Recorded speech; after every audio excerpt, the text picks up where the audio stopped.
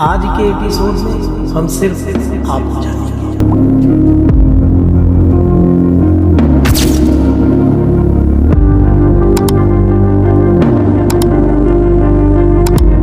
तो मैं आपसे एक और प्रश्न करना चाहूँगा। खास तौर से एस्ट्रोलॉजी ये प्रोफेशन कभी था ही नहीं। चाहूँगा कांग्रेस की सरकार में भारतीय संस्कृति का बहुत ही हेरेसमेंट हुआ है। वो नमक तड़का लगा के कि प्रधानमंत्री ने उत्तर यह दिया था कि इस दुनिया में जो व्यक्ति जो कुछ है वो नहीं है जो उसकी प्लानिंग में था, वो है जो होना था। आगे क्यों न हम अपने बच्चों को भी संस्कृत की शिक्षा दिलाते। मुझे अशोक वैदिक जो मेरे नाम के पीछे लिखा जाता है मैंने खुद नहीं लिखा है। तो मूल रूप से गुरुजी अलीगढ़ से हैं। जीवन आप किसी का बदल नहीं सकते, जीवन व्यक्ति खुद बदल सकता है। तो उसमें शंकरम शंकराचार्यम केशवम बादरायणम सूत्रभाष्यौ वंदे भगवंतो पुनः पुनः। धर्म की आड़ में राजनीति हो रही है।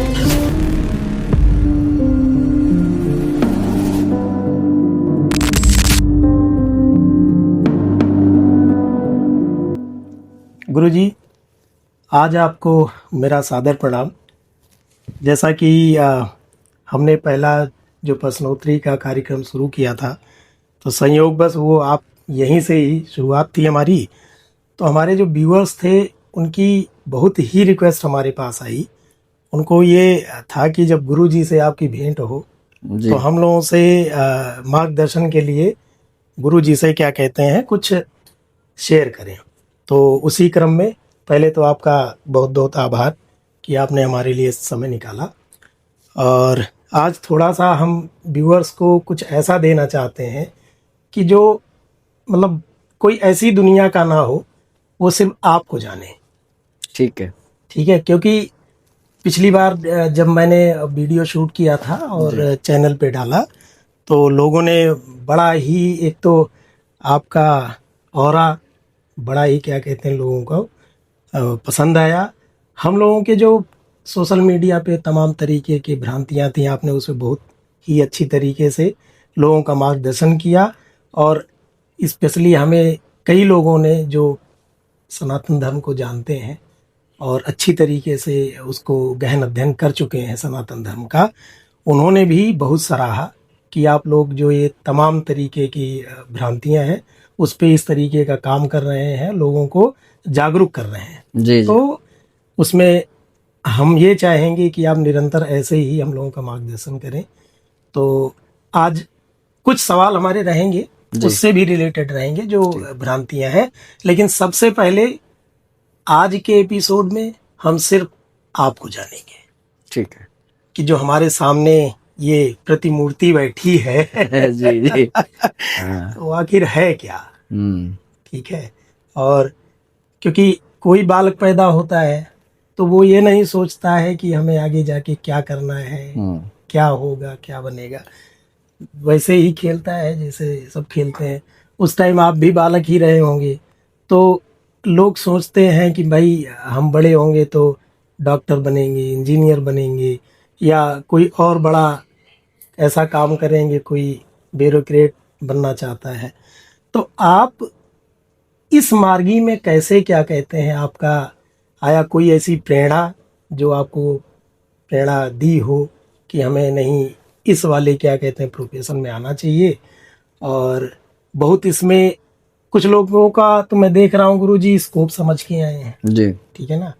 और कुछ लोग इसमें क्या कहते हैं वो नमक तड़का लगा के अपना व्यापार कर रहे हैं। तो आप क्या सोचते हैं सनातन को हमारे लेके, और आप की रुचि इसमें कैसे आई, और आपने अपनी शिक्षा दीक्षा कहाँ से मतलब ज्योतिष की और क्या प्रेरणा थी। श्रीधर जी, देखिए पहले तो आपका धन्यवाद। और मैं जब भी इधर आता हूँ और आपके पास ना हूँ ऐसा तो होता नहीं है। ये तो इनका बड़प्पन है जो बार बार ये सब बोल देते हैं। एक्चुअली हमारे छोटे भाई हैं, इनके साथ हमको मिलना बहुत अच्छा लगता है। और जब भी हम इधर आते हैं तो आपका स्नेह इनके साथ एक चाय हो ही जाती है। अब बात करते हैं कि विषय की। तो विषय आपने पूछा है कि मैं कैसे इसमें आया और कैसे मैंने इसको प्रोफेशन चुना। जी। एक्चुअली ये जो विषय है खास तौर से एस्ट्रोलॉजी, ये प्रोफेशन कभी था ही नहीं। बिल्कुल ठीक बात। इसको तो पिछले 10-15 वर्ष में लोगों ने प्रोफेशन बनाया है। तो इसको प्रोफेशन कहना मुझे लगता है कि इस संस्कृति की अवहेलना करना है। ऐसा इसलिए कि यह विद्या इतनी गूढ़ विद्या है कि इसके जानकार बहुत ही कम लोग पहले समय में भी हुआ करते थे और अब भी बहुत कम लोग ही इसके जानकार हैं। अब हुआ ऐसा कि जब डिमांड बढ़ी तो डिमांड के साथ साथ सप्लाई अपने आप बढ़ती है। बिल्कुल ठीक। जैसे अभी इंडिया में, मुझे एग्जैक्ट फिगर तो नहीं पता है, लेकिन जो दूध का प्रोडक्शन है वो बहुत कम है जी, अनुपात डिमांड के। डिमांड की। तो सभी को दूध मिल रहा है, आप जब चाहें जहां चाहें आप पॉलीपैक के माध्यम से या जैसे भी दूध मिल ही रहा है। तो यहाँ एक शंका खड़ी हो जाती है कि जब दूध उत्पादन उतना नहीं हो रहा है तो दूध फिर मिल कहाँ से रहा है? तो स्वाभाविक है कि उस दूध को कृत्रिम तरीके से बनाया जा रहा है। इसी तरीके से जो ज्योतिष और आध्यात्मिक जो विषय थे वह विषय पहले गिने चुने लोगों के लिए थे। ठीक है। इसके जानकार भी बहुत रेयर होते थे, बहुत कम लोग इसको जानते थे। देखते देखते डिमांड बढ़ी और डिमांड के आधार पर सप्लाई बन गई। चूंकि आपने मुझसे व्यक्तिगत प्रश्न किया है तो मैं अपने ऊपर बात करता हूं। एक इंटरव्यू मैंने देखा था कि 2-3 वर्ष पहले, शायद इस चुनाव से पहले, नरेंद्र मोदी जी के साथ अक्षय कुमार ने एक इंटरव्यू किया था और उसमें मोदी जी से पूछा था कि क्या आपने प्रधानमंत्री बनने की सोची थी और क्या प्रधानमंत्री बनने के बाद आप क्या फील करते हैं। तो मैं आपको एक जानकारी दूंगा और इसके माध्यम से बहुत लोगों को पता चलेगा कि प्रधानमंत्री ने उत्तर यह दिया था कि इस दुनिया में जो व्यक्ति जो कुछ है, चाहे वो डॉक्टर, इंजीनियर, एवरीथिंग, वो जो भी है, वो नहीं है जो उसकी प्लानिंग में था, वो वह है जो होना था। बहुत बड़ी बात बोली आपने। स्वयं से, मतलब प्लानिंग से नहीं होता। अगर प्लानिंग आप करेंगे तो फिर प्लानिंग बड़ी करिए। जी, आप एस्ट्रोलॉजर ही क्यों बनने की सोच रहे हैं? आप प्रधानमंत्री बनने की सोचिए। आपने उस पॉडकास्ट का ही नाम ले लिया तो मैं तो अपने आप को सोच रहा हूँ कि हमारे सामने प्रधानमंत्री जी बैठे हैं और मैं स्वयं अक्षय कुमार। तो ये सब जो दुनिया है ये पहले से ही मतलब डिजाइंड है जी, सब कुछ पूर्व निर्धारित है। उस पूर्व निर्धारित को के आधार पर आपका ये जीवन चल रहा होता है जी। लेकिन ज्योतिष जो विषय है वो ये जो पूर्व निर्धारित जो व्यवस्था है उसको एडवांस में आपको बता दे, इसका नाम ज्योतिष है। ठीक बात। बदलने की बात हम नहीं कर रहे, लेकिन आपको पता चल जाता है कि कैसे होता है। एक छोटे से उदाहरण से मैं दूं कि जैसे अगर किसी भी व्यक्ति की जन्मपत्री देखी जाए और बिना उसके जाने पूछे ये बताया जा सकता है कि डॉक्टर है अथवा इंजीनियर है या साइंटिस्ट है या समथिंग। लगभग मेरा अगर ये रेशियो निकाला जाए तो मैं 99% इस बात में सिक्योर होता हूं। मेरे पास जो व्यक्ति आता है मैं बता देता हूं आप ये। जी जी जी, यही तो सनातन की महानता है। ये है विषय। जी जी जी। तो इसका मतलब क्या है कि वह व्यक्ति के ग्रह नक्षत्र और उसकी जो ग्रह गणना या जो उसका हॉरोस्कोप था वो पहले से ही इस तरीके के संकेत थे उसमें कि ये व्यक्ति ये बनेगा। जी जी, ठीक है ना, तो वो बन गया। अपने विषय में मैं ये कहना चाहता हूं कि ये जो मैं आया संस्कृत में, ये मैं अपनी चॉइस से नहीं आया और कैसे आया ये मुझे आज तक पता नहीं है। वो सब प्राकृतिक घटना है। प्राकृतिक घटना यह है कि मैं किसी गांव में मेरा जन्म हुआ था और मेरे पिता जो थे वो एक ग्रामीण अंचल के किसान परिवार से थे जी। स्कूलों की पढ़ने की उतनी व्यवस्था हमारे गांव में नहीं थी और 5th तक एक स्कूल हुआ करता था जी। हम लोगों की शिक्षा जो है 5th तक वहां हुई और 5th में बाद में हमारे कोई एक रिलेटिव थे जो संस्कृत के बड़े प्रकांड विद्वान थे और अभी हैं। कहीं न कहीं प्रेरणादायक है वो मुझे ऐसा। तो उनका आना जाना हमारे घर रहता था, घर में वो। तो उनके आदर्श और उनके नैतिक मूल्यों को देखते हुए हमारे पिताजी ने ये डिसीजन लिया कि क्यों न हम अपने बच्चों को भी संस्कृत की शिक्षा दिला दें जी। तो उसके पीछे 2 कारण रहे। एक तो शिक्षा का वहाँ उपयोग मतलब उपलब्धता न रहना, दूसरा उनसे इंस्पिरेशन मिला पिताजी को। जी जी जी, ब्राह्मण परिवार था ही। तो हमको हमारे पिताजी ने बहुत छोटी उम्र में, अर्थात लगभग 12 वर्ष का था मैं, तो मुझे गुरुकुल में पढ़ने के लिए भेज दिया। 12 वर्ष का बच्चा कोई प्लान नहीं कर सकता, ना उसे कुछ समझ होती है जी। और गुरुकुल की परंपरा में हमको जैसे हॉस्टल में रखा जाता है, संध्या वंदन आदि कराया जाता है, बड़ी मोटी शिखा, लंगोट बंधवाना, अच्छा। सुबह 4 बजे जग करके गंगा स्नान करना है, त्रिकाल संध्या करनी है, फिर ध्यान करना है, प्राणायाम करना है, फिर पढ़ना है, रात्रि को 9, 10, 11 बजे तक पढ़ना है, फिर केवल 4-5 घंटे सोना है, फिर 4 बजे जग जाना है। बहुत ही एक अच्छा, यहाँ मैं ये भी बताना चाहूंगा, आज ही जाने होंगे गुरुजी के माध्यम से आप लोग जी, कि गुरुकुल में भी क्या होता है। गुरुकुल में क्या होता है वही बता रहा हूँ मैं। एक सांस में गुरुजी ने, क्योंकि वो पूरी व्यवस्था उनको कंठस्थ है, हाँ उन्होंने गुरुकुल जीवन जिया है, जी, इसलिए आप एक ही सांस में, हमें लगता है 4 बजे से और रात के 10 बजे तक की प्लानिंग आपने एक सांस बता दी। तो हम छोटे थे और छोटे बच्चे को सुबह जगने में और ये सब करने में स्वाभाविक कष्ट होता है। अच्छा, ठंडे माँ पानी को से कैसे नहाना। छोड़ दिए आप इस उम्र में? 12 साल का नहीं, बच्चा छोड़े तो, नहीं वो- आजकल तो लोग घर से अपने बच्चे को, 20 साल के बच्चे को बोलते हैं कि अभी बाहर। ये इसी में जो मैं बता रहा हूँ इसमें ये चीज आ जाएगी वाह, कि कैसे छोड़ दिए। तो ये सब दिनचर्या रही और बड़ी उस समय वो दिनचर्या जो है वो कष्टदायक लगती थी और ऐसा लगता था कि हमारे साथ बहुत ही नाइंसाफी हो रही है। हम जो है रोया करते थे और परेशान होते थे। जिस गुरुकुल में हमें एडमिट किया गया था वो गुरुकुल की ये परंपरा थी कि 1 वर्ष बाद वहां से आपको पहला अवकाश मिलता था। ओह, यानी पूरा 1 साल आप पढ़ेंगे, 1 साल बाद आपको 1 महीने के लिए अपने घर जाने के लिए मिलेगा। तो ऐसा ही हमारे साथ हुआ। जब हम घर आए तो हम घर आकर के हम इतने चूंकि वहाँ उस दिनचर्या से जो हम चूंकि उस समय समझदार नहीं थे, किसी भी व्यक्ति को जब तरासा जाता है तो उसे बेहद तो कठिनाई। बचपना तो गुरुजी आपका मतलब कुछ ऐसा बीता नहीं होगा कि जैसे लोग खेलते हैं। नहीं, वो सब फैसिलिटी थी। अच्छा, थी वहाँ? हाँ, अच्छा, हर चीज का टाइम टेबल था हम लोगों को क्रिकेट खेलने के मतलब लिए। यहाँ पूरा लोगों को पूरा ये भी पूरा देखना पड़ेगा। गुरुकुल ऐसा नहीं, गुरुकुल में हाँ। नहीं थे, पूरा मॉडर्न गुरुकुल था वो, जहाँ पर बड़े बड़े प्ले ग्राउंड, क्योंकि लोग क्रिकेट, सारी फैसिलिटी थी। लोग गुरुजी हमारे गुरुकुल को भी लोग ऐसे देखते हैं कि नहीं सिर्फ वहाँ लंगोट पहनने वाली नहीं, ऐसा ही कुछ परंपरा है, ऐसा और कुछ नहीं है। तो गुरुजी ये भी और मैं ध्यान आपको दीजिए। बता दूं कि जहां मेरा एडमिशन करा गया था वहां पर उस समय 10,000 स्टूडेंट जो है वहां उस समय शिक्षा प्राप्त करते थे और ऑल ओवर भारतवर्ष के थे।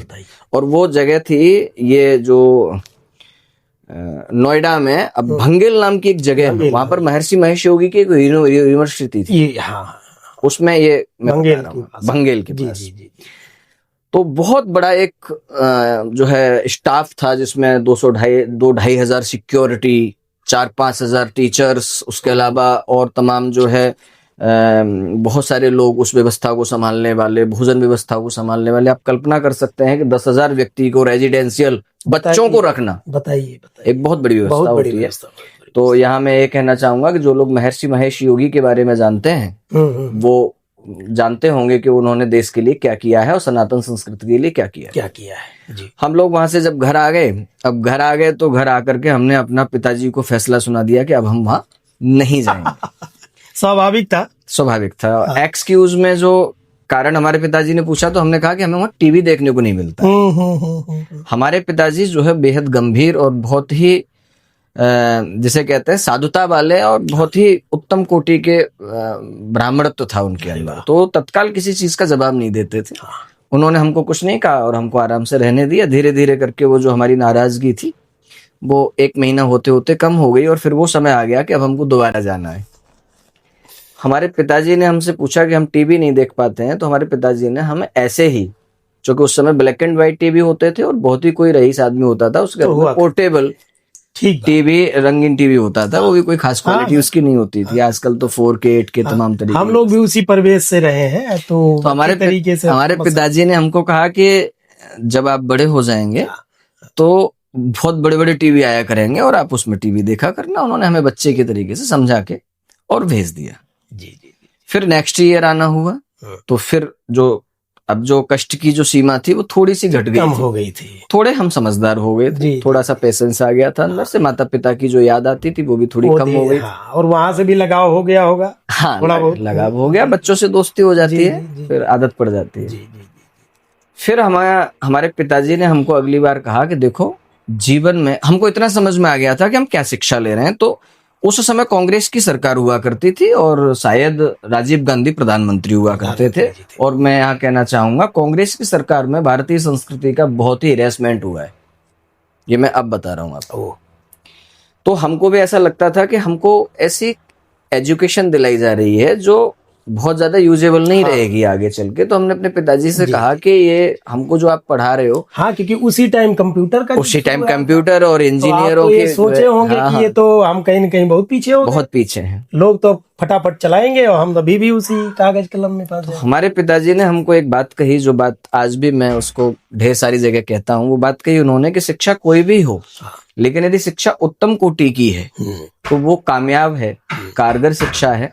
और यदि शिक्षा का स्तर निम्न है तो शिक्षा फिर वो किसी काम की नहीं है, चाहे आप डॉक्टर बन जाए या कोई बन जाए।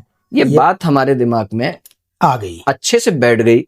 और हमने जब हम अब नेक्स्ट टाइम गए पढ़ने के लिए, जो हम दृढ़ संकल्पित होके गए कि अब हम अपनी ही लाइन में कुछ बन के दिखाएंगे। वहां से हमारी शिक्षा का क्रम आगे बढ़ता चला गया और हम पढ़ते चले गए। तो प्रारंभ में जो ग्रंथ हमको पढ़ाए गए, जैसे ऋग्वेद पढ़ाया गया, सामवेद पढ़ाया गया, मैं लगभग चारों वेदों का उच्चारण जानता हूँ और मुझे ढेर सारे मंत्र याद है। और शुक्ल यजुर्वेद जो माध्यंदनी शाखा है उसका तो मुझे अशोक वैदिक जो मेरे नाम के पीछे लिखा जाता है, मैंने खुद नहीं लिखा है। हाँ, वो वही मेरे एक गुरुजी थे, हाँ, जिन्होंने मेरी योग्यता को देख करके, थे नहीं हैं अभी, उनका नाम मैं यहाँ लेना नहीं चाहूंगा। जी।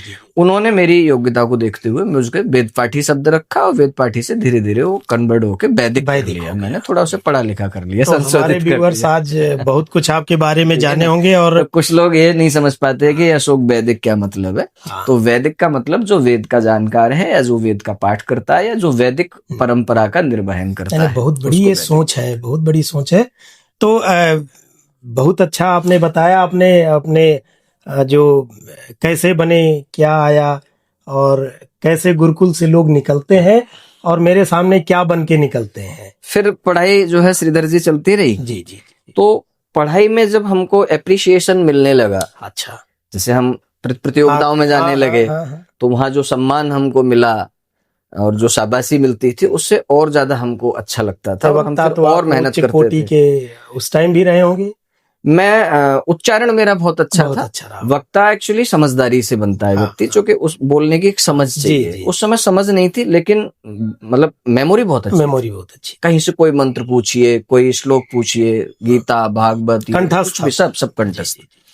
तो जो हमारे सीनियर थे, वो अध्यापक या जो हमारे बड़े जो लोग थे, वो हमको जहाँ कॉम्पिटिटिव कार्यक्रम होते थे वहां हमको वो भेजते लेके जाते थे। तो हम वहां जाते थे, हमको प्राइज मिलना, शाबाशी मिलना, उससे हमको और मोटिवेशन होता था और पढ़ने का मन करता था। फिर हम और थोड़े थोड़े समझदार होने लगे और फिर हम वेद के बाद में फिर हम व्याकरण, जो हमारे संस्कृत का जो मूल प्राण है उसे व्याकरण बोलते हैं। व्याकरण को समझे बगैर आप किसी भी श्लोक का ठीक अर्थ नहीं कर सकते, समझ नहीं सकते। वो पढ़ा हमने। उसके बाद में फिर ज्योतिष का पढ़ने का अवसर मिला तो ज्योतिष पढ़ा। तो मेरा जो उद्देश्य था, अगर एज ए प्रोफेशन देखा जाए, तो मेरा जो उद्देश्य था वो था कि कम से कम डिग्री कॉलेज में लेक्चरर होना। अच्छा, मैं इस हिसाब से पढ़ता अच्छा, वहां भी मतलब दिमाग में ये था कि प्राचार्य इस टाइप की। हाँ, मैं किसी डिग्री कॉलेज या यूनिवर्सिटी में मुझे लेक्चरर होना है। मुझे हाथ में सिगरेट पीनी है। जी। जो कि मैं देखा करता था अपने प्रोफेसरों होता है। तो मैं कॉलेजों में भी पढ़ा हूँ, तो मैंने वहाँ देखा है कि लोग आ रहे हैं और सिगरेट पी रहे हैं और लेक्चर दे रहे हैं, उनका बड़ा सम्मान हो रहा है, बड़ी मोटी मोटी उनकी सैलरियां हैं। और वो मन पसंद उनकी है, वो 2 घंटे लेक्चर देना चाहे दें तो वो मेरे दिमाग में एक बात बैठ गई थी, मुझे ऐसी चीजें तो ज्यादा अट्रैक्ट करती हैं। लेक्चरर बनना है और ऐसे रहना है। जी।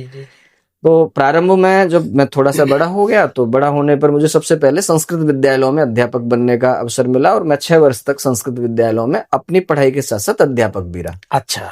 तो वहां से मुझे कुछ आर्थिक मदद मिली और कुछ मोटिवेशन मिला, पढ़ने का और ज्यादा जज्बात पैदा हुए, क्योंकि जब सम्मान और पैसा दोनों मिल रहा है, अध्यापन पाठन, तो मैंने हर एक कार्यकाल को 1 वर्ष बाद छोड़ा हमेशा। अच्छा। मैं टिक के एक लगातार नहीं पढ़ाया मैंने। अच्छा। हाँ, जैसे मुझे जहाँ सैलरी इंक्रीज होके मिली, जहाँ फैसिलिटी मिली, मैंने वहां से छोड़ के दूसरी जगह पढ़ाया मैंने। अच्छा। हाँ, हाँ। मैंने अपने योग्यता का भरपूर प्रयोग किया, कहीं मैं प्रयोग किया। इमोशनल होकर के सब चीजों में नहीं लगा। ठीक बात, ठीक बात। देखते देखते हमारे यहाँ एक वार्ष्णेय कॉलेज अलीगढ़ में है, अच्छा। मैं वहां पर प्राइवेट लेक्चरर हो गया। जी, तो मूल रूप से गुरुजी अलीगढ़ से हैं, ये भी जानना है लोगों को। हाँ। क्योंकि विशेष ये था मेरा कि जन्म गुरुजी स्थान है अलीगढ़। कहाँ के। हाँ, जन्म जी, स्थान मेरा अलीगढ़ ठीक का बात, है। ठीक बात। तो अलीगढ़ में हमारे जो है 2 डिग्री कॉलेज हैं, जिसमें एक वार्ष्णेय महाविद्यालय है, उसमें मैं जी जी संस्कृत का लेक्चरर हो गया प्राइवेट। जी। अरे वाह। उसी पीरियड में मेरे मन में आई कि मुझे पीएचडी करना चाहिए। तो मैंने पीएचडी के अप्लाई किया, और मुझे जो मेरे गाइड थे, वो अभी मेरे सर हैं, उनका नाम श्री डॉक्टर M.K. मिश्रा है, अभी वो हैं। अच्छा। और वो मेरे गाइड रहे, और मैंने उनके सानिध्य में पीएचडी कर डाली की। अरे वाह। साथ ही साथ उन्हीं के आशीर्वाद से मैं उस कॉलेज में पढ़ाता भी था। कुछ मुझे मानदेय के रूप में वहां से अच्छा पैसा भी मिलते थे, जिससे मेरा जीवन चलता, जीवन यापन। उसके बाद में ये सब का तो मैं विद्वान था, लेकिन मेरे इसमें रुचि नहीं थी। रुचि इसलिए नहीं थी कि इस प्रोफेशन को कई बार लोग बहुत लाइटली ले लेते हैं। मैं आऊंगा, उस पे आऊंगा। वो जो ये प्रोफेशन को लोग, पंडित को लोग सम्मान नहीं करते, पंडित माने नथिंग, कुछ नहीं, इस तरीके से। तो वो मनोदशा कांग्रेस का शासन भी था। जी जी जी। तो मनोदशा हमारी भी कहीं न कहीं बन गई थी, ये क्या प्रोफेशन है, इसमें नहीं इज्जत है, न सम्मान है, कुछ है। उसके पश्चात ऐसा हुआ कि एक समय आया जब हमको लगा कि अब हमको अपने जीवन में कुछ अच्छा करना चाहिए। तो हमने सर से बात करी, और सर से बात करी तो सर ने हमारे पास 2 ऑप्शन रखे कि भाई, एक तो ये है कि आप इसी टीचिंग लाइन में रहें, दूसरा ये है कि मैं अभी उनके लिए हाथ जोड़ के ही उनके लिए निवेदन करता हूं कि उन्होंने मुझे इसके लिए प्रेरणा दी। जी। उन्होंने कहा कि अशोक, तुमको मैं एक बात बोलता हूं कि मेरा जीवन अलीगढ़ में बीता है पूरा, और लगभग मैं अलीगढ़ के हर संस्कृतज्ञ को जानता हूं, और मैं तुम्हें भी जानता हूं, और अब तक मैं जितने लोगों को जानता हूं, मुझे लगता है कि उन सब में तुम अब तक सबसे श्रेष्ठ हो। बहुत बढ़िया। तो तुम इस प्रोफेशन में आओ, और तुम इस काम को करो, और निस्वार्थ भाव से करना। मेरा ऐसा मानना है कि तुम्हें कभी गवर्नमेंट जॉब की आवश्यकता नहीं पड़ेगी। और मैंने उनके उन विचारों को साकार किया है, और आज मैं जी बड़े खुल के मन से कह सकता हूं कि आज मुझसे नौकरी नहीं होगी, चाहे वो कितने भी रुपए की हो। तो व्यूअर्स को मैं बताना चाहता हूं कि ये प्रोफेशन भी लोग जो युवा है हमारे, वो चुन सकते हैं, और उसमें बहुत कुछ कर सकते हैं। और आज इसमें बहुत सारा आगे के लिए, और हमारे सनातन को आगे बढ़ाने के लिए बहुत सारी, क्या कहते हैं, इसमें आकांक्षाएं, और अपना जो भी उपलब्धि जिनको लेना है वो पा सकते हैं। तो गुरुजी, ये तो आपके बारे में हमारे व्यूअर्स ने आपने बहुत अच्छी तरीके से बताया, और उनको सब कुछ पता भी चल गया होगा।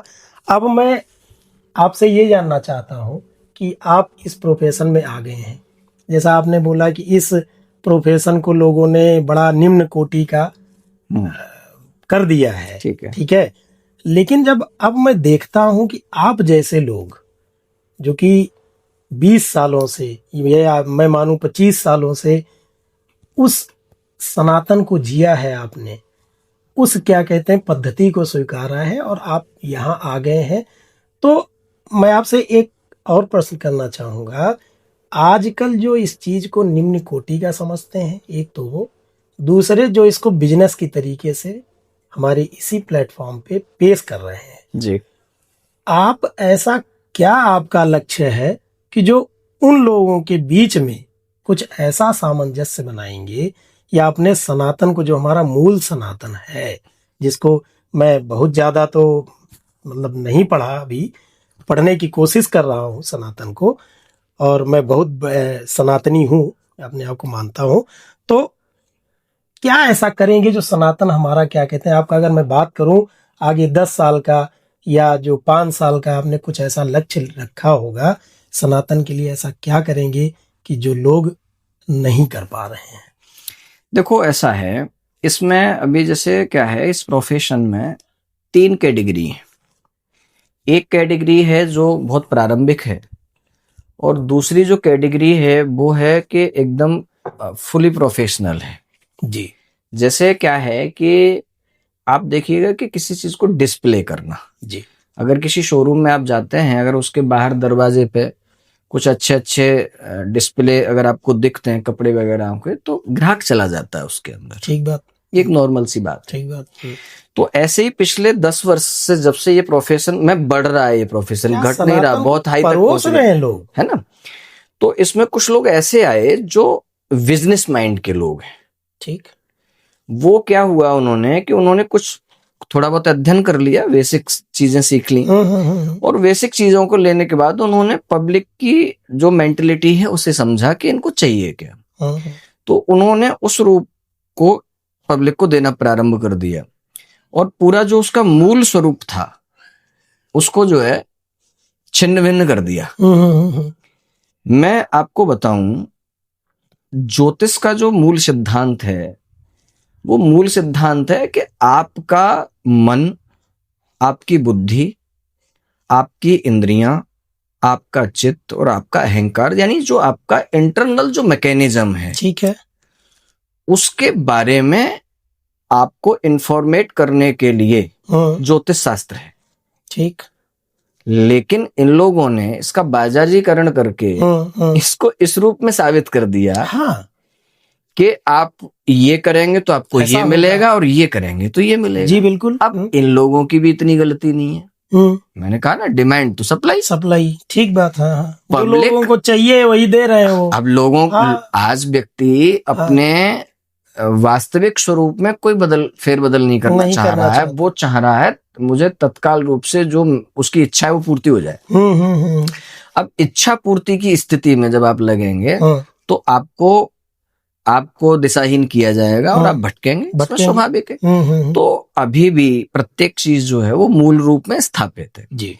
अब विषय आया कि मैं क्या करूंगा, तो मैं आपको बताऊं कि ना तो कोई देश सुधार का, समाज सुधार का या कोई राष्ट्र निर्माण का ये कर दूंगा, ऐसी मेरी कोई प्लानिंग नहीं है। मतलब मैं जो समझ पा रहा हूँ जो सही है वो आपके नजर में सही है। मेरा मानना यह है कि जीवन आप किसी का बदल नहीं सकते, जीवन व्यक्ति खुद बदल सकता है।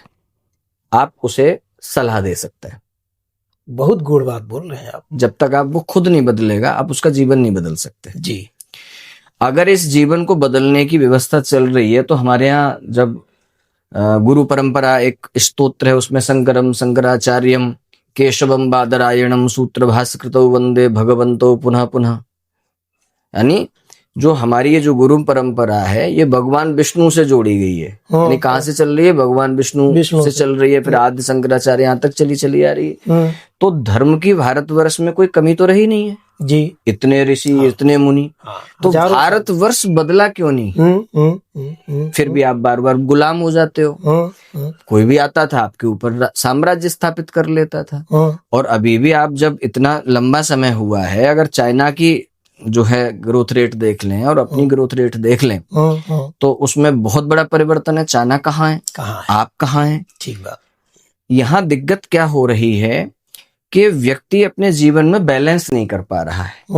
या तो वो धर्म की तरफ जा रहा है तो ज्यादा चला जा रहा है, ठीक है। अगर विज्ञान की तरफ जा रहा है तो फिर उधर ज्यादा चला जा रहा है। वो बैलेंस नहीं कर पा रहा है। कब आपको विज्ञान की जरूरत है, कब आपको अध्यात्म की जरूरत है, इसका एक कोई बॉर्डर लाइन तय नहीं कर पा रहा। और ये मुझे लगता है लोगों को खुद से ही अपनी मनोशक्ति और आत्मबल से ही ये करना पड़ेगा। जब तक ये नहीं होगा तब तक जो है भारतवर्ष का जो विकास संभव नहीं है। सही को सही, गलत को गलत कहना अगर आदमी नहीं। अब जैसे एक छोटा सा उदाहरण है कि हमारे यहाँ भागवत कथा, राम कथाओं का बहुत प्रचलन है। खूब। अब आप देखिएगा कि लगभग एक जगह जहाँ कहीं अगर भागवत कथा होती है, अगले एक वर्ष में दोबारा होती है। और वही श्रोता सुनते हैं जो पहले सुन रहे होते हैं। तो क्या माना जाए कि पहले समझ में नहीं आई थी आपको बात? अगर रिपीट करना पड़ रहा है इसका मतलब आपको समझ में नहीं आई। जबकि भागवत कथा का जहां से मूल स्रोत है वो ये है कि जो परीक्षित थे, तो परीक्षित को जब श्राप लगा तो उनको पता चल गया कि मेरी 7 दिन में मृत्यु हो जाएगी। तो 7 दिन के अंदर मरने वाले व्यक्ति को क्या ऐसा करना चाहिए, उसकी खोज में वो निकले और सुखदेव जी ने उन्हें कथा सुनाई। तो परीक्षित का एक बार में उद्धार हो गया। आपका उद्धार नहीं हो रहा है। हाँ तो कहने का अभिप्राय यह है कि वो एक आयोजन के रूप में ज्यादा आप सेलिब्रेट कर रहे हैं, हाँ, बजाय उसे आध्यात्मिक। आध्यात्मिक, ये आप बिल्कुल सही कह रहे हैं। ठीक है ना। आप देखें तो बड़े बड़े क्या कहते हैं पंडाल लग रहे हाँ, हैं। जी जी जी। जजमान, हमें तो कभी कभी ऐसा नहीं मतलब लगता है कि क्या ऐसे वाकई में जजमान हैं सनातन के लिए। इतने बड़े बड़े जजमान हैं, इतने बड़े बड़े पंडाल लगा रहे हैं, तमाम बाजे गाजे, ये सारी व्यवस्थाएं, क्या भागवत सुनाने के लिए इतना जरूरी ये सब करना? ये श्रीधर जी, आपकी नजर में श्रीधर जी, आप कैसा ये इसकी दो दृष्टि हैं। हाँ। देखिए, एक मैं ऐसा सत्य भी बोलूंगा कि वो हो सकता है कुछ लोगों को इसमें खराब भी लग जाए, लेकिन हाँ, मैं हाँ, निर्भीक हूं, मुझे बोलने में कोई दिक्कत हाँ, नहीं है। हाँ, एक्चुअली धर्म की आड़ में अब राजनीति हो रही है। सिंपली कोई आदमी जब राजनीति नहीं कर पा रहा है तो धर्म का चोला ओढ़ रहा है। जैसे अभी एक उदाहरण मैं आपको दूं कि एक ब्रजभूषण चरण सिंह जी, एक राजनेता हैं, पूर्वांचल के, कहीं बलिया साइड के हैं। तो अभी तक वो कभी, वैसे तो प्रत्येक व्यक्ति को धार्मिक होने का जो है वो है, क्या नाम है, अधिकार है, कोई दिक्कत नहीं है। लेकिन अभी कुछ दिनों से क्या हुआ कि उनका एक, मैंने कोई वीडियो देखा, उसमें एक माला ले लिया उन्होंने, छोटी सी उसको। तो उसने, रिपोर्टर ने उनसे पूछा कि भाई ये क्या कर रहे हो? बोले थोड़ा मैसेज अच्छा जाता है। हाँ, लोगों को लगता है कि हम धार्मिक है। नहीं, जब आप एक तो देखिए, कोई अगर आम आदमी कह रहा है तो शायद उसको लोग परपंच समझते हैं, लेकिन आप अगर ऐसे राजनेता रहे हो, 2 बार आप सांसद, 3 बार आपका पूरा परिवार, मैं जानता हूँ आपकी तरफ के, हमारे ही तरफ के हैं, बहुत अच्छे उनके। अब उन्होंने ऐसा कैसे कह दिया, मैं तो उन्होंने एक डंडा ले लिया, कोई कमेंट नहीं करना चाहता, लेकिन वो, हाँ, वो गलत, ये कमेंट नहीं है, ये एक समीक्षा मतलब है। आप उन्होंने ऐसे व्यक्ति से ये सब चीजें हम नहीं, उन्होंने डंडा ले लिया एक और एक माला ले ली। तो उसमें पूछा लोगों ने कि आप ऐसा क्यों कर रहे हो? बोले मैसेज अच्छा जाता है लोगों को, मैं धार्मिक लगता हूँ। तो उन्होंने क्यों कहा ये? उन्होंने इसलिए कहा कि ऐसे जो आपकी जो व्यवस्था है पाखंड पूर्ण के, आप माला ले लें, कर ले, ऐसे लोगों को ज्यादा लोग पसंद करते हैं। तो ठीक है, इसीलिए आपको कारण आपने ये क्या कहते हैं प्रोफेशन चुना, और सही को सही चुना नहीं, हो गया। हाँ, मतलब हो गया जैसा कि आपने व्यूअर्स को बताया। तो मैं उसमें प्रश्नोत्तरी में एक हमारा आगे का प्रश्न है। तो गुरुजी, जो ये समाज में, मैं भी दीपावली मना के आया जी घर पे, बहुत अच्छी तरीके से सब लोगों ने, बहुत पूरा देश हमारा दीपावली मनाया। लेकिन अब ये देखने में आ रहा है गुरुजी कि हर त्योहार दो, तो क्या मैं ये मान के चलूं, जो हमारे यहाँ ज्योतिषीय गणना होती हैं, जो हमारे यहाँ जब त्योहार, क्योंकि हमारे यहाँ तो ऐसा विधान है, क्योंकि हमें पता है इतने बड़े बड़े पत्रा होते हैं, लोग देखते हैं उसमें बड़ी छोटी छोटी गणना करके हमारे त्योहार कब मनेंगे, यहाँ तक कि ग्रहण कब लगेगा, चंद्र कब लग रहा है, सूर्य ग्रहण कब लग रहा है, बहुत तरीके की, बहुत छोटी सी छोटी चीजों को भी ध्यान में रखते हुए गणना करके, और हमारे विद्वान ज्योतिषविद जो है वो पहले से ही बता देते हैं कि हम लोगों को कब क्या मनाना चाहिए और कब क्या करना चाहिए। लेकिन कुछ दिनों से जैसे जैसे हम विकास कर रहे हैं, मेरा कहने का मतलब ऐसा ही है कि जैसे हम विकास कर रहे हैं, तो हर चीज को हमारे जो बड़े बड़े धर्माचार्य हैं या ज्योतिषविद हैं, ऐसा क्यों नहीं करते कि लोगों को एक समान मैसेज जाए, वो एक दिन ही त्योहार मनाए। तो क्योंकि हमारे सनातन के पीछे भी बहुत सारी शक्तियां हैं, जो उनको ये लगता है कि जब आप अपने त्योहार को क्या कहते हैं दो मना रहे हैं, कुछ मतलब है, खुद क्लियर नहीं है। हाँ, खुद क्लियर नहीं है, मेरे कहने का मतलब ये है। तो आप इसको कैसे देखते इसका हैं? देखो, मैं उत्तर देता हूँ आपको। हाँ, इसका बड़ा सरल उत्तर है कि पंडित, मतलब ब्राह्मण को जोड़ना और मेढक को तोलना, ये दोनों असंभव कार्य हैं। जैसे तराजू में आप मेढक तोलेंगे तो आप 2 रखेंगे, तब तक 4 छट जाएंगे। ऐसे ही ब्राह्मणों को, ब्राह्मण मीन्स यहाँ मेरा बुद्धिजीवी, हाँ, बुद्धिजीवी, जैसे ही आप उसे कनेक्ट करेंगे, उनको एक मत आप करने में, उसी तरीके से निष्फल हो जाएंगे जैसे मेढक को आप तराजू में तोलने में निष्फल हो जाते हैं। अब इसका मैं साइंटिफिक जो है जो उत्तर है वो मैं दे देता हूँ। उत्तर ये है कि हमारे यहाँ जो सांस्कृतिक जो हमारे यहाँ गणना है वो सूर्योदय से सूर्योदय तक चलती है। ठीक बात। हमारे यहाँ जो दिन है वो सूर्योदय से अगले सूर्योदय तक काउंट होता है। ठीक बात, जिसका दिन उसकी रात। हाँ जी। तो हमारे यहाँ जो तिथियों का मान निकाला जाता है वो सूर्योदय से सूर्योदय तक निकाला जाता है। अच्छा। तिथियों का जो है वार से डेट से कोई संबंध नहीं। तिथि कभी भी किसी भी समय कम बढ़ती हो जाती है और उसकी एक अलग कैलकुलेशन है। जैसे आज हम एकादशी है, आज 1 तारीख है, 1 नवंबर है आज। एकादशी पे भी इस बार काफी है कि 2 तारीख को है, 1 तारीख को, क्योंकि ये एकादशी जो है देवथान वाली एकादशी है तो इसकी ज्यादा वैल्यू है। अब यहाँ देखिएगा कि क्या हुआ है कि आज एकादशी जो है प्रातः काल थोड़ा सा सूर्य उदय के तुरंत बाद लगी है। ठीक है। ये चलेगी, कल तक चलेगी। ठीक है। कल ये लगभग सुबह प्रातः 7-8 बजे तक रहेगी और उसका दिन खत्म हो जाएगी। अच्छा। अब यहाँ 2 मत ये हैं कि कोई तो लोग ये कहेंगे कि भाई आज पूरे दिन है, पूरे दिन है तो आज मनानी चाहिए। ठीक। कुछ लोग कहेंगे जी कल जो है कल पूरे दिन है। उनसे पूछेंगे कल कैसे पूरे दिन है, तो उनका मानना यह है कि जिस तिथि में सूर्य उदय होता है उस तिथि को हम पूरे दिन मानते हैं। ठीक है। कुछ लोगों का मानना है कि जिस तिथि की मान ज्यादा है अर्थात जिसकी जो डेरोसिटी ज्यादा है, हाँ, ज्यादा देर तक भोग कर रही है, उसे माना जाएगा। अब यहाँ पर ये दोनों ही मत जो है वो प्रमाणिक बात है। अच्छा। तो ऐसी स्थिति में अब जबकि ये सोशल मीडिया आया तब से प्रत्येक व्यक्ति को अपनी बात कहने के लिए प्लेटफॉर्म तो मिल ही गया, अधिकार मिल गया जी, अधिकार मिल गया। तो वो इतनी ज्यादा सूचनाएं प्रसारित हो जाती हैं कि जो आम इंसान है वो भ्रमित हो जाता है। पहले भी होता था, लेकिन पहले सोशल मीडिया जो व्यवस्था थी ये नहीं थी, तो लोग एक मत हो जाते थे। अब आप देखिएगा कि साधारण से साधारण व्यक्ति भी अपना एक मैसेज डाल रहा है, ठीक है, कि ऐसा है। तो ऐसे में क्या है कि ये जो समस्या है ये इसमें एक आम व्यक्ति को क्या करना चाहिए, वो ये करना चाहिए कि आप व्रत रहते क्यों हैं, उसका मूल उद्देश्य क्या है। जैसे आपको जल चाहिए या कांच के गिलास में चाहिए, स्टील के में चाहिए, चांदी के में चाहिए, पीतल के में चाहिए, सुबह चाहिए, शाम चाहिए, जल महत्वपूर्ण है। हाँ। आपके लिए पदार्थ महत्वपूर्ण है, पात्र महत्वपूर्ण नहीं है। ठीक है ना।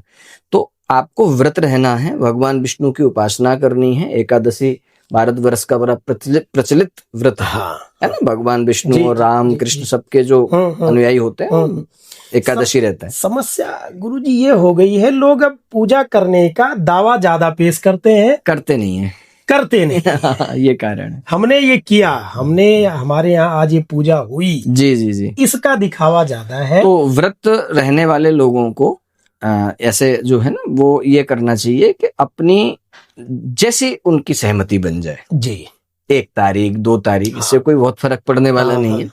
लेकिन आप जो है कंप्लीट अटैच्ड होकर के ईश्वर से एक दिन बिता पाए, बहुत बड़ी बात है। ठीक है ना, वो इसका मेन सार है। ईश्वर से कनेक्ट करना इतना वैल्यूबल ये नहीं है कि 1 तारीख है 2 तारीख है, इसमें ज्यादा नहीं पड़ना चाहिए व्यक्ति को। जी। अपने जो व्यक्तिगत जो मुख्य उद्देश्य व्रत करना और साधना करना, उसकी पूर्ति करनी चाहिए। जी, भ्रमित नहीं होना चाहिए। ऐसे ही दीपावली हुई तो दीपावली 2 दिन हो गई, तो वही सेम कंडीशन दीपावली में भी थी। तो वहां भी यही था कि भाई जब भी आप दीपावली करें, दीपावली माने अंधकार से प्रकाश की ओर आपका प्रस्थान। अंधकार माने बुराइयां छोड़िए, अंधेरा छोड़िए, राग द्वेष अभिनिवेश, ये सब रहस्य नहीं समझते हैं, उसका तत्व नहीं जानते। हाँ, तत्व नहीं जानते, बस हमें मनाना है, अच्छी लाइटें लानी है, कब हमें अच्छे कपड़े पहनने हैं, जी, मिठाइयाँ लानी है, बस इतने तक ही दीपावली उनको समझ। तो ये जो चीज है ना, अब मूल तत्व, जैसे मूल तत्व है कि भाई मूल तत्व जल हुआ, पात्र मूल तत्व नहीं हुआ। लेकिन वही जल अगर बिसलरी की बोतल में पैक करके दे दिया तो उसका प्राइस इतना हो गया। और वही किसी और ब्रांड का कर दिया तो मैंने सुना 100 रुपए लीटर वाला भी जो है, अरे गुरुजी, 1000 रुपए लीटर के। तो वो जो ये क्या है कि ये पूरी तरीके से एक आधुनिक संस्कृति है कि भाई आदमी जो है जो चमक दमक की जो दुनिया है उसके प्रति अट्रैक्ट हो रहा है। जी। जैसे कॉफी पीते हैं लोग, है ना। अब कॉफी पीनी है तो आप अपने घर में बढ़िया दूध लीजिए, उसमें कॉफी वॉफी डालिए, पीजिए। लेकिन एक कोई कॉफी का ब्रांड है, क्या नाम है उसका, अरे बहुत सारे ब्रांड हैं, उसमें कॉफी पीने जाते हैं लोग, है ना, तो 1,000 CCD, 2,000 रुपए की जो है वहां बैठ के कॉफी पी रहे हैं। हाँ, तो वो कोई विशेषता नहीं है। हाँ, एक्चुअली क्या है, विशेषता मार्केटिंग के स्तर से उसकी विशेषता है जी, कि हो और सकता है। प्रत्येक व्यक्ति एक उसमें जी रहा है कि कंपटीशन में कि मैं इससे ऊपर, मैं उससे ऊपर, मैं जी, उससे जी, ऊपर, जी। बोले क्या है कि उसको कॉफी का कोई आनंद नहीं आया। हाँ, हाँ, उसने कॉफी जहां पी हाँ, उस स्टेटस का मजा लेके आया वो। स्टेटस और वो जो हाँ, वहां का परोसने जी का जी, ढंग, हाँ हाँ, लोगों का एक जैसे होता है, आत्म शांति, आत्म शांति। और जिसके जेब में जितना पैसा है उसकी शांति उसी से। इसको जो है, जो मार्केट के एक्सपर्ट होते हैं वो ये कहते हैं कि किसी भी व्यक्ति से यदि आपको पैसे लेने हैं, हाँ, ठीक ठाक पैसे लेने जी, हैं, तो उसको उसके अहंकार तक ले जाओ। उसको यहाँ ले जाके मजबूर कर दो कि क्या ये आपके बस की बात नहीं है, ये आप नहीं ले पाएंगे। ये तो बहुत बड़ी बात आप बता रहे हैं लोगों को। हाँ जी, हाँ जी, ये मार्केटिंग की ये स्ट्रेटजी बहुत है बड़ी शिक्षा है। जी। और यही कंपनियां कर रही हैं, यही कंपनियां कर रही हैं। बोले क्या है, आप देखिएगा, जैसे कोई शर्ट है किसी ब्रांड की है, हाँ, तो वो अगर आपका मूल्यांकन, अगर आप उसके कपड़े के जो उसका टेक्सचर है, अगर उससे आप करने लग जाएंगे ना, उसके क्वालिटी से, तो आप देखेंगे कि वो नॉन ब्रांडेड उससे ज्यादा अच्छे आपको सस्ते में मिलेगा। लेकिन उसने आपके दिमाग में छापा मुझे ऐसी कि घटना, आप अभी इस लायक नहीं है कि आप हमारा ब्रांड अफोर्ड करें। आप गुरुजी ध्यान दिए होंगे, उसने जो बेच दिया लोकल आपको। मार्केट है वहां के जो सेल्समैन है इसी तरीके की स्ट्रेटजी को अपनाते हैं।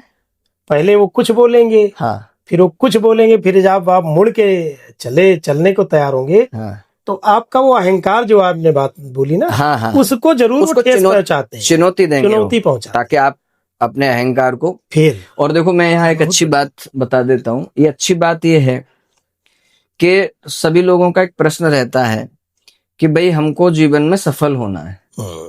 अब ये जितना हमारा संत समाज है, शास्त्र जो मर्यादा है वो बताता है, बोले आपको क्या करना है, बोले राग द्वेष घृणा ईर्षा और मोह ममता, इन सबसे दूर रहना चाहिए। या प्रश्न खड़ा हो जाता है जी, इससे दूर रहने का क्या मतलब है, सन्यासी हो जाए, कमंडल ले लें, जंगल चले जाएं? ऐसा नहीं है।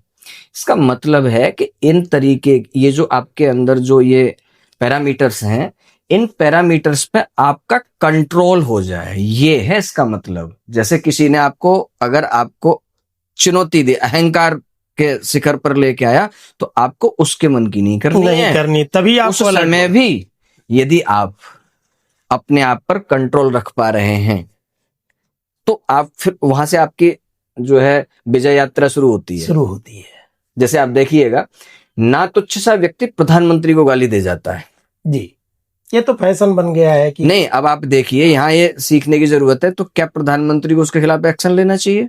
नहीं, तो ये प्रधानमंत्री का एक्शन न लेना ही उसकी पराजय है, और प्रधानमंत्री का एक्शन लेना, वह प्रधानमंत्री की पराजय हो जाएगी। इसी तरीके से जीवन में जब आध्यात्मिक जीवन आप जीते हैं जी, तो आप इफेक्ट नहीं होते किन्हीं चीजों से, ना तो आप जल्दी लग्जरी से इफेक्ट होते हैं, ना किसी के तिरस्कार करने से आप तिरस्कृत होते हैं, ना किसी के सम्मान देने से आप सम्मानित महसूस करते हैं। मतलब समत्व जीरो की स्थिति में आप जिए। तो योग की जो परिभाषाएं बताई हैं शास्त्र में ना, वो कई परिभाषाएं बताई हैं, उसमें से एक परिभाषा यह भी है, समत्वम योग उच्यते। बोले योग क्या है? बोले समता का जब भाव आ जाता है उसका नाम योग है। समता का भाव मतलब है कि न गर्मी लग रही है, न सर्दी लग रही है, न सर्दी में बहुत ज्यादा आप परेशान है, न गर्मी से बहुत ज्यादा। आपने कुछ लोग देखे होंगे, जरा सी सर्दी पड़ गई तो आप जिससे मिलेंगे सुबह शाम तक कम से कम, भाई सब बड़ी सर्दी है, आपने देखा बड़ी सर्दी है, ऐसे ही गर्मी में। लेकिन आप जब देखेंगे तो कुछ लोग जो समत्व आ जाता है, समत्व में ना अपमान का भय है, ना सम्मान का भय, समानता एक स्थिति में। जब ये स्थिति आ जाएगी आपकी, वहां से आपकी विकास यात्रा प्रारंभ होगी। जी जी जी गुरुजी, आपसे तो बात करके जब करता हूँ तो समय कैसे निकलता है और पता नहीं चलता। तो मैं आखिरी प्रश्न आपसे पूछना चाहूंगा, जो हमारे व्यूअर्स हैं, आप उनको ऐसा क्या टिप देंगे जी? क्योंकि मैं टिप इसलिए बोल रहा हूँ कि जो लोग हमें यहाँ तक देखेंगे, हमारी बातों को समझेंगे, वो कुछ ना कुछ ऐसी बात आपसे लेके जाए जो अपने व्यवहारिक जीवन में या सनातन की, या जो उनकी रोज की दिनचर्या है, उसमें अगर वो अपने उतारे तो उनका जो जीवन है उसके मूल्यों को वो निरंतर बढ़ाए और ऊपर की तरफ ले जाए।